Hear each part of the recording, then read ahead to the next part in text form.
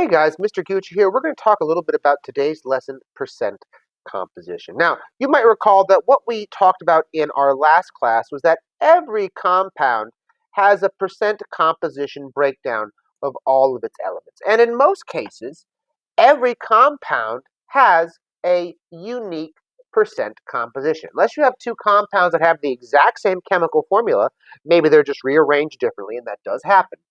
In most cases, a unique every unique compound will have, in most cases, its own unique percent composition. And we can use it like a chemical fingerprint. Like if we can break down some unknown substance and figure out what it's made of, what percentage its different elements are that make it up, it is possible to check that against a reference list in one case and figure out, oh, what that substance is. Oh, it's 44% nitrogen, 40% carbon, 16% hydrogen.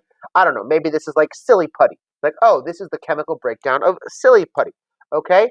So it is possible then to identify elements or identify compounds based on the percent composition of its elements. So here's another example, right? Here's another example if this thing loads up. Okay? So here's another example. You have a compound made up of 24.7% potassium, 34.8% manganese, and 40.5% oxygen. Okay? If you were to break down a substance and find that this was the percent composition of all its elements, well, it turns out there's only one ionic compound that has this percent breakdown. It is potassium permanganate. Okay? This can't be the breakdown of K2MnO4 because then the percentage potassium would be higher, but it's not. It can't be KMN2O4 because then the percentage manganese would be higher. It can't be KMNO2 because then the percentage oxygen would be lower and the other two would be higher. So this percentage breakdown only holds true for KMNO4. So it acts like, again, a chemical fingerprint. If we know that this is the percentage composition, then this must be the formula. Now, because only one formula has this percent breakdown, it stands to reason that if we just have this percentage to work with, that we can somehow work backwards and figure out what the original formula was. And that's what we're going to work on today because it is true. It is entirely possible to take a substance that has already been broken down into its constituent elements, whether by percent, whether into little piles of grams or little piles of moles, and figure out what the original formula of the substance was. All right? This is what we're going to be doing today. Okay? Now, there are several steps in this process. All right? You can read through the notes and check these steps, but I find that the best way to illustrate this process is to do it. So what I'm going to do is I'm going to open up your homework. All right? This is 9.3 empirical formulas. I'm going to increase the size here. And I'm going to walk through and I'm going to show you how one would find the empirical formula. Okay, how one would work backwards to find the empirical formula. So let's take the simplest scenario first. Let's say you have a substance and it's broken down into 1 mole of carbon. It's broken down into 4 moles of hydrogen. And it's broken down into 2 moles of oxygen. So you have a little pile of 1 mole carbon, 4 moles hydrogen, and 2 moles oxygen.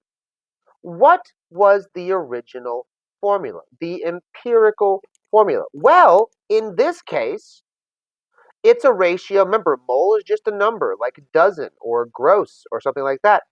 It's 1 carbon to every 4 hydrogens to every 2 oxygens. That means the formula is 1 carbon for every 4 hydrogens for every 2 oxygens. The formula is CH4O2. That is the empirical formula of this substance, made of a carbon, 4 hydrogens, and 2 oxygens. Okay? So again, your goal here is if you can take whatever amounts you're given, and if you can turn them into a simple whole number ratio of atoms, then it's a simple matter to just convert that into the formula. Oh, this is 1 carbon, 1 mole of carbon. Well, then you're only going to have 1 carbon, aren't you? All right. And if it's 4 moles of hydrogen, then you're going to have 4 hydrogens. And 2 moles of oxygen, you're going to have 2 oxygen. This is what you want to do. You want to get it to a simple whole number ratio of atoms here, okay? So let's take a slightly harder example, all right? What is the empirical formula of a sample consisting of 0.133 moles of aluminum, 0.133 moles of aluminum, 0.2 moles of sulfur, and 0.6 moles of oxygen? Well, this is not a nice, neat whole number ratio. You can't just go down here and go, it's Al 0.133, sulfur 0.2, oxygen 0.6. That looks weird to you because it is weird. Every chemical formula that we do has to be using whole numbers. So we can't have a fraction or a decimal here. These all have to be whole numbers. We have to turn this ratio into a whole number ratio like it was above here. Now, the way we do this is we look at the moles that we have here. We look at the number of each type of atom. And to simplify this, we divide it by the smallest number present here, the smallest number present. Well, it turns out the smallest, let's see, we got 0.133, 0.2, and zero point 0.6. The smallest number here is 0.133. That's the smallest of these numbers. So what we're going to do is we are going to divide every one of these numbers by 0.133 moles. All right, over here, divided by 0.133 moles. And then over here, divided by 0.133 moles. Okay? This is just a trick to simplify ratio. If you have a really messed up, funky looking ratio, just divide everything by the smallest number, and it will tend to simplify things. All right? So for example, here's as simple as it gets. 0.133 divided by 0.133. Well, if you divide anything by itself, you always get 1. Right? You always get 1, no matter how complicated it is. Anything divided by itself, you got 1. How about the sulfurs here? 0.200 divided by 0.133. Well, I'm going to just copy this, right? This is why I love typing this stuff up. I recognize some of you like doing this work on paper, but I can paste my stuff. 1.50, okay? 1.50 sulfurs. How about the oxygens? Take that 0.6, divide it by 0.133. 0.451, okay, 0.451. Sorry, 4.5, it was 4.5. So about 4.5 here, okay? Now, again, we want to get this into a whole number ratio, a whole number ratio. So the first step is divide by the smallest number. Sometimes that'll get you a whole number ratio. This time it didn't. We got 1.5, which is 1.5, 4.5, which is 4.5. To get a whole number ratio, you might need to multiply by 2 or 3. All right? These are both halves, so 1.5, 4.5. So to get rid of these, you're going to have to multiply it all by 2. All right? Multiply it by 2.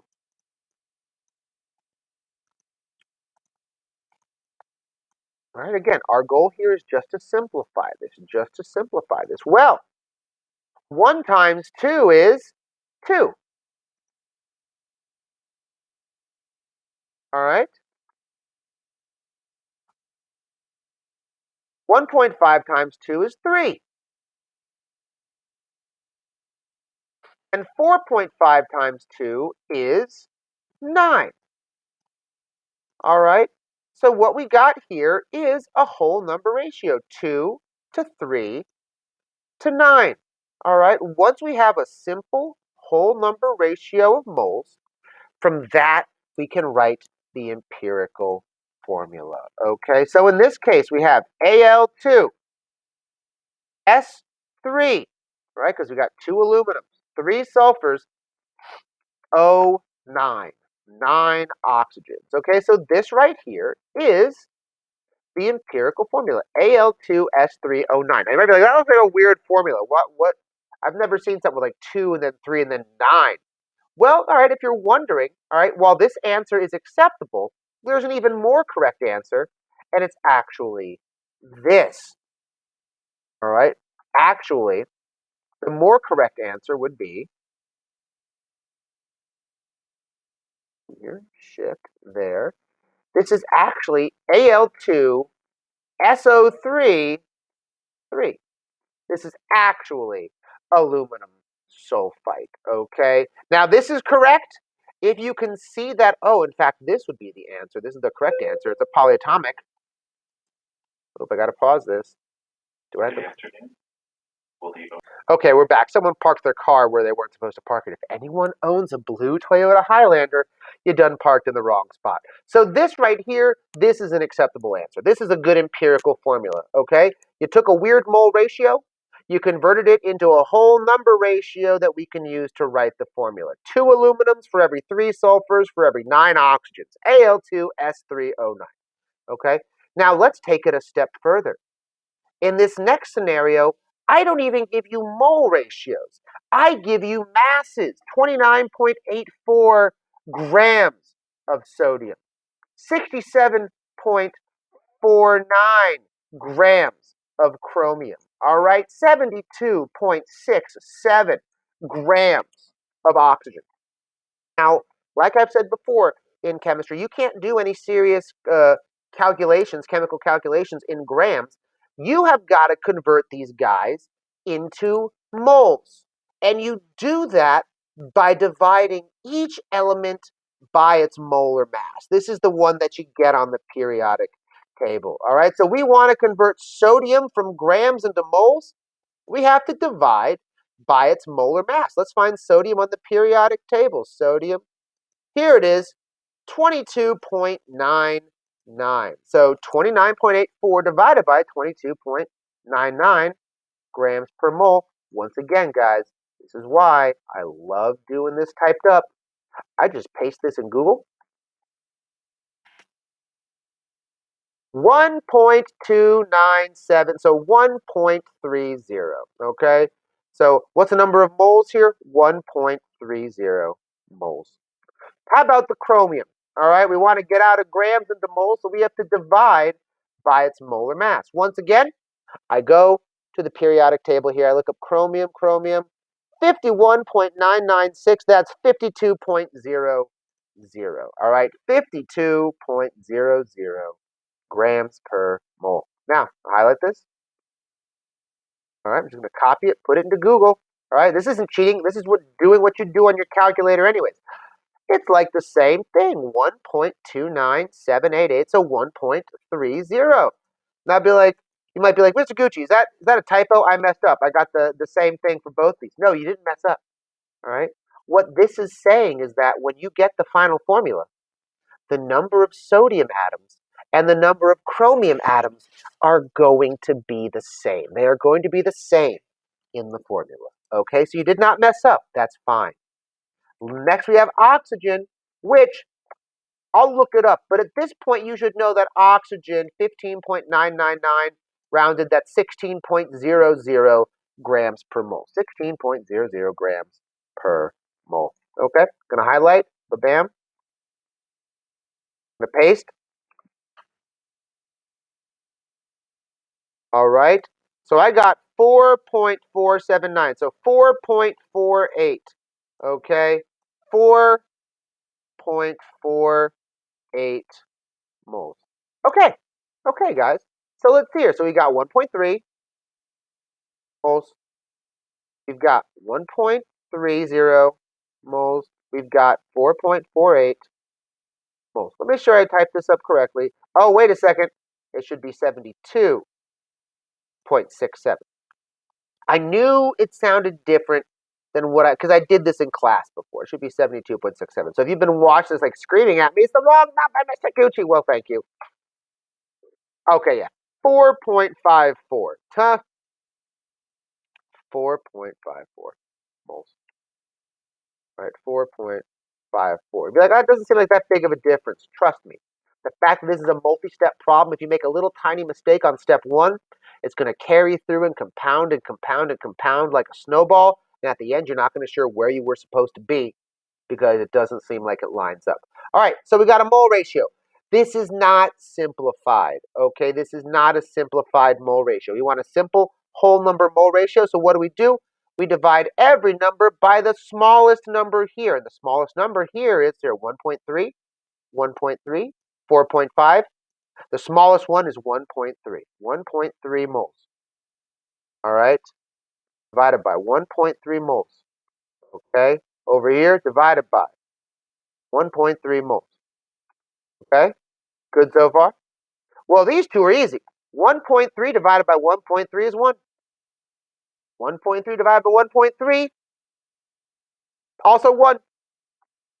All right, 4.5 moles divided by 1.3 moles. Let's see that. 4.54 divided by 1.3, what do we get? We get 3.49, or about 3.5, okay? 3.5. Now, this is not a whole number ratio. This is a whole number. This is a whole number. This is not a whole number. So we might need to multiply by 2 or 3 at the end there to get everything into a whole number. Since this is a half here, yeah, we're going to need to multiply this by 2. By 2. Multiply by 2. So we see the ratio here, 1 times 2 is 2. 1 times 2 is 2. 3.5 times 2 is 7. Here is your simple whole number ratio. It's going to be 2 sodiums. So it's going to be Na2, 2 chromiums, Cr2, and 7 oxygens, O7. This is a real substance, by the way. This is sodium dichromate. Dichromate, Cr2O7, is a polyatomic ion with a 2- charge. Sodium, of course, is a monoatomic with a +1 charge. So Na2, Cr2O7. All right, sodium dichromate. Great. Now, there's one final step that makes this harder. But see how far we've come, all right? If we have a simple mole ratio, 1 to 4 to 2, well, guess what? That's just what we use to make the empirical formula. All right, if we got a messy mole ratio, then if we just divide everything by the smallest mole amount and then maybe multiply by 2 or 3, you get yourself a whole number mole ratio that then you can use to make your formula. If you're given mass in grams, well, then just convert it into moles. Divide by each's molar mass to get a mole ratio. Then you divide by the smallest number and maybe multiply by 2 or 3, and you get a whole number ratio to make your empirical formula. The last step. What if I give you a percent composition? What if I don't give you mass or moles, but I just say this stuff is 32.4% sodium, that it's 22.5% sulfur, all right, that it's 45.1% oxygen? What do you do with this? All right, because you can't really think of a sensible way to turn that into grams. If you could just get it into grams, then you can get it into moles, then you can simplify that mole ratio, and you're done. All right, we've done all the stuff down here. The only problem is, again, how can we turn this into grams? Well, guess what? This is a percentage ratio, which means hypothetically, you could make up any gram amount and just multiply. You could make believe that you had 50 grams, all right? And so long as you used 50 grams for everything, you would get a gram amount that worked. Sodium, whatever 32.4% of 50 grams, that goes there. All right, I believe that's 16.2 grams. All right, 22.4 times 50 was 11.2 grams. All right, 45.1 times, 45.1% times 50 grams. Let's see here. Oh my God. Oh my God. What is that going to be? What is that going to be? 20. No, put it up here. I'll do it. Why am I thinking it's a Friday? Dang it. 22.55. Nice.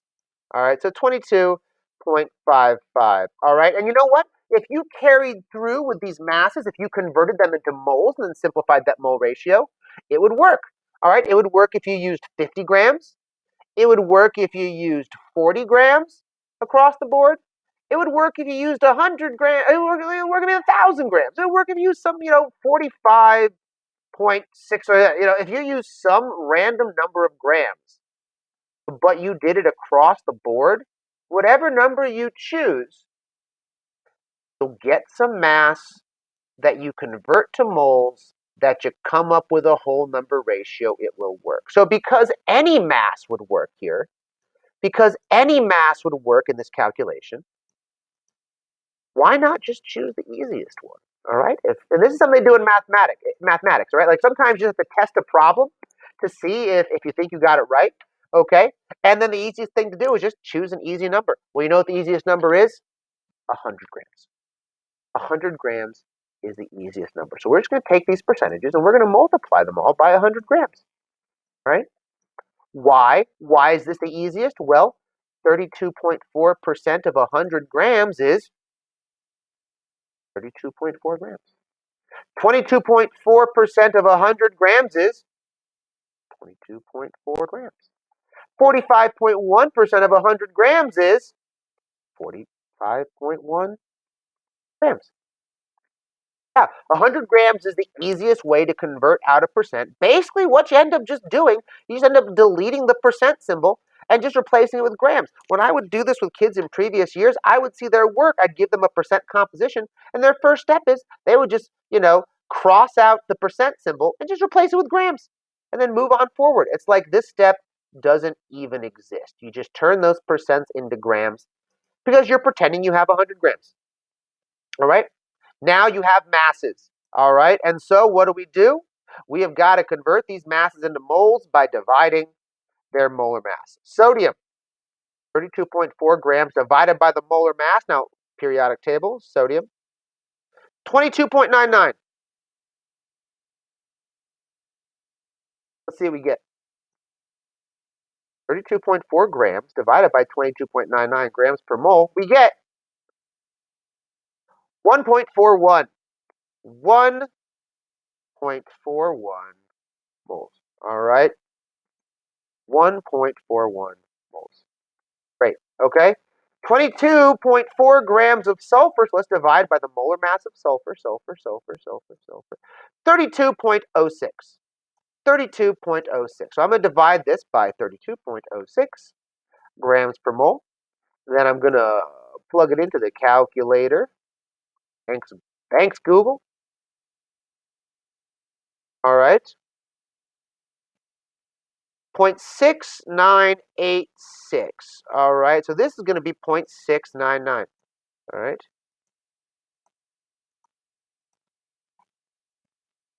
0.699. Okay. I guess, we round up 2 decimals. That should be 0.7. All right, cool. Then we got 45.1 grams divided by oxygen's molar mass. I'm just going to assume we know it. It's 16 grams per mole. You've seen it like every single time. So 45.1 divided by 16.00 is 2.82. All right. 2.82 moles. All right. Moles. Moles. All right. 0.70 moles. 2.82 moles. Now, once again, we're in friendly territory, okay? We have an ugly mole ratio, but all we need to do is just divide it by the smallest mole number. The smallest mole number here is 0.70. All right, 0.70. All right, so we'll just divide everything here by 0.70.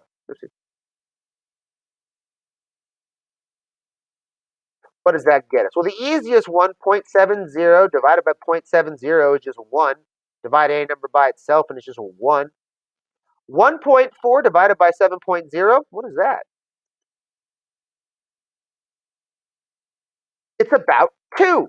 It's about 2. All right. Now, common thing is people be like, should I put 2.01? Once you're getting to the mole ratio, the whole number mole ratio area, you want to round it a bit more. So this is about 2. All right. 2.82 divided by 0.70 is 4.03, or about 4. Now take a look. This is a simple whole number ratio. All right? This is a whole number ratio here. You don't need to multiply it by 2 or by 3. It's a whole number ratio. How many sodiums? 2 sodiums. All right, sodium, there's 2 sodiums. How many sulfurs? 1 sulfur. All right, 1 sulfur. How many oxygens? 4 oxygens. So the empirical formula is Na2SO4. This is sodium sulfate. Okay, guys, so this was a longer video, but this is essentially the lesson that I walked through today. Okay, so if you're converting from little piles of elements into the formula that it originally was comprised of, you want to try and get those elements into a ratio, a whole number ratio of moles. All right? If it's in a whole number ratio of moles, you're good because that's just the formula. Oh, 1 mole of carbon, 1 carbon, 4 moles of hydrogen, 4 hydrogens, 2 moles of oxygen, 2 oxygens. If you get little piles of moles, but they're not nice little round numbers, so you got to do a little bit of work then. All right, 0.133, 0.2, and 0.6, you got to divide them all by the smallest number of the 3 or 4 or 2, depending on the problem. Divide them all by the smallest number, and then maybe multiply them by 2 or 3 to get a whole number ratio. So if I give you an ugly mole ratio, you can turn it into a nice whole number mole ratio by dividing by the smallest and then multiplying by 2 or 3. Okay? If I give you piles not measured in moles but in grams, well, you know how to get those grams into moles. Just divide each gram amount by its molar mass. If you do that, you won't have little piles of grams. You'll now have little piles of moles. All right? And then you simplify it like we did before. Divide them all by the smallest number and then multiply by 2 or 3 to turn into a nice whole round number ratio. All right? 227. Great. Sodium dichromate. And even if I give you a percentage composition, I don't even tell you how big these piles are. I just say, hypothetically, there's a 32.4% is sodium, 22.5% of it is sulfur, and 45.1% is oxygen. I don't even give you little piles. Well, guess what? If I just give you percentages, you can pretend whatever pile size you want. And if you pretend you have a pile of 100 grams, well, then 32.4% of a 100-gram pile means you got 32.4 grams. 22.4% of a 100-gram piles, you got 22.4 grams. 45.1% of 100 is 45.1 grams. If I give you percentages, just cross out the percent symbol and write down grams. Because you can just pretend like you got 100 grams, and then those percents turn into grams. Once you have grams, get them into moles by dividing by the molar mass. Once you're into moles, you're going to want to get it into a simple mole ratio by dividing by the smallest number and maybe, not always as in this case, but maybe multiplying by 2 or 3. And that's how you do it. This is probably one of the longer videos that I've done, guys. Probably one of the longer videos that I've done, okay? But again, this was the entire lecture today, so I'm going to stop this now.